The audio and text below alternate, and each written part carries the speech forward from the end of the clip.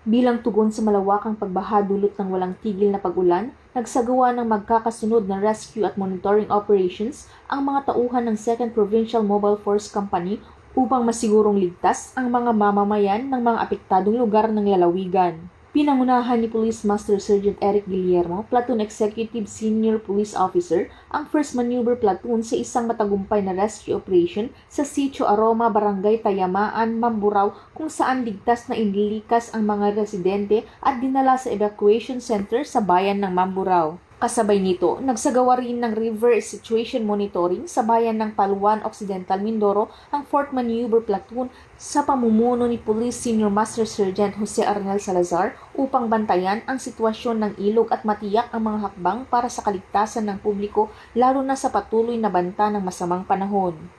Samantala, pinangunahan naman ni Police Senior Master Sergeant Don S. Reyes ang 3rd Maneuver Platoon sa isa pang rescue operation sa Sitio Lagundian, Barangay Balansay, Mamburao kung saan nailikas din ang mga apektadong residente at ligtas na dinala sa evacuation center sa Mamburao. Ang mga operasyong ito ay patunay na mabilis at maagap na aksyon ng 2nd PMFC sa panahon ng kalamidad, kalakip ang kanilang dedikasyon sa pagsigurong ligtas at protektado ang bawat mamamayan ng Occidental Mindoro.